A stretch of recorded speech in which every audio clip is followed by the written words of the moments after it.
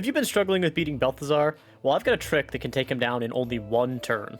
Now, I'll try to keep this video as spoiler-free as possible because this is a very important plot point to the game, but I can't redact everything and still make this useful guide, so I just won't mention anything about what happens after this fight, and I'll keep it about the fight alone.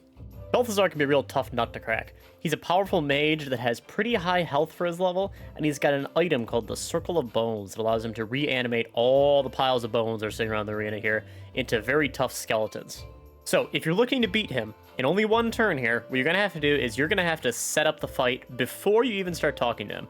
Because if you begin the conversation, it'll drag you into a situation where you have to begin the fight and you won't have a choice on how you set up the arena. I discovered this method because I'm trying to do a solo run of the game and I was having a real difficult time getting past this fight. I tried all sorts of things. I tried going invisible and backstabbing him since I'm playing as a rogue. I tried throwing spells at him. I tried stunning him, sleeping him. Nothing was working. But I found out the key. Something I've used earlier in this game to get past some tough fights. Smoke powder barrels. They're a fantastic way to do a ton of quick damage, and you can set them down before a fight even begins to set up the arena to your liking and make sure you do a lot of damage right off the bat.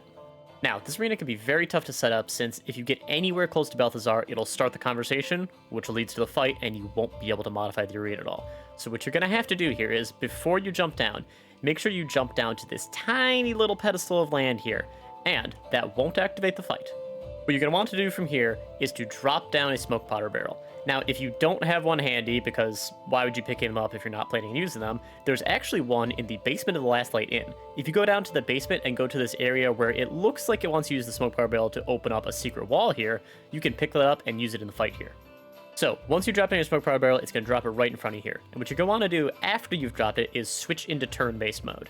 Because if you do it in normal mode, he'll see you, it'll start the fight, bad. So what you're going to want to do is, once you're in turn-based mode, slowly inch it forward towards him and make sure you can dash back to this little pedestal of land. I suggest using a rogue so you can use the bonus action of dash to get a little further back, because if you go back to this pedestal, he won't see you, you can go to the next turn and use an attack to light that smoke powder barrel.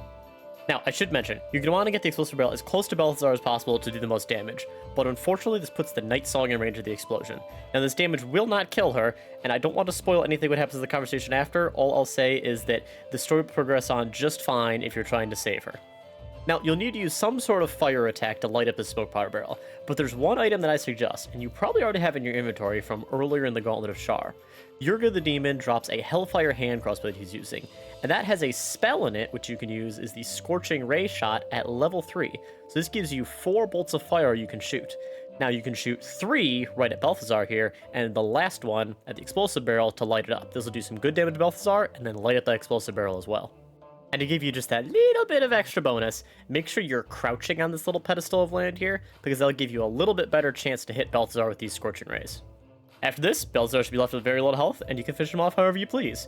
How I decided to go about it was, once he used his Animate Dead spell to bring back all the skeletons, I used Psionic Backlash to do some good damage to him, and luckily, this was enough that my Call the Weak ability finished him off completely. So boom, Balthazar, done in one turn.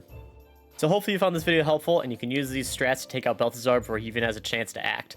If you found this video helpful, I'd love if you'll like down below, and if you're looking for similar Baldur's Gate content, I'd love if you hit that subscribe button. Thanks, and I'll see you guys next time.